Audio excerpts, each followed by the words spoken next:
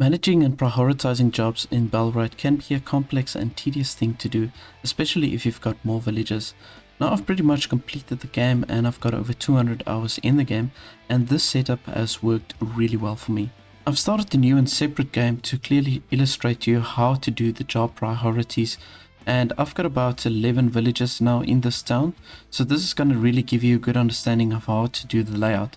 So the first thing you want to do is to make sure that each of your villagers has got one top priority. Now obviously if you've got less than 10 villagers, you're going to have to assign them to do more than one job as a top priority. But once you've got 10 villagers in your town, you want to assign each of them to have a top priority. So as you look at all my villagers, you can see that all of them do at least one job at a top priority. The only one that I've done 2 jobs is this guy over here. I've also assigned him to do the crafting, and I've got another person here that's doing the research and construction. Now I don't do a lot of construction, so it's fine to let him do both the construction and the research. Now we don't get the ability to do training. I think the training, how it's going to work is we're going to have to train the NPC towns villagers to become warriors. Now I think that will become available within a future update, but the same will apply for these training jobs. Now after you've assigned each of your villagers to have one top priority, after that you're going to pretty much assign all your villagers to have delivery as a second priority, so at priority number 2. So because I've noticed during my gameplay they don't always deliver the goods as they should or as effectively, so it's good to then have the delivery as a second priority. Then there's multiple jobs that I put as a third priority. So we've got harvesting, we've got farming, woodcutting, cooking, as well as hunting. So all of these are your primary, where you gather your primary resources. So it's good to have them rather as more of a top priority, I would say.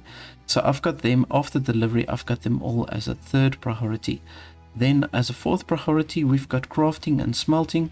Now obviously you can only do crafting and smelting once you've got the raw ingredients, so it's good to assign then your villagers to have it as the fourth priority. So all of your villagers will have then the fourth priority as smelting and crafting. Then after that you're going to have the construction, which is the last priority.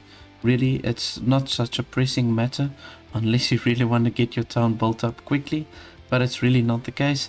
And then for the research, as long as you've got one person there that uses the research as a top priority, you will really jump onto it quickly to get all of your research done. So you can assign all your villagers except for one to do number 5 or level 5 of priority for the construction as well as for the research. Generally, I've found that the building priority is not really that big of a problem, but if you do have any issues, I'm going to show you the layout on the screen that you can use to do your building priority. Just to keep in mind that each of these buildings you need to set a limit for all of your production items, so make sure to keep a realistic number and not to push your limits too high, otherwise they're going to keep on getting or gathering the same resources and they're not going to jump over to the next job. Now if you did enjoy and appreciate this tip, please do remember to subscribe as well as press the bell notification button, then you can stay updated on this channel and everything I do. Thank you so much for watching, and then I'll see you in the next one. In a game of adventure and strategy, we make our mark.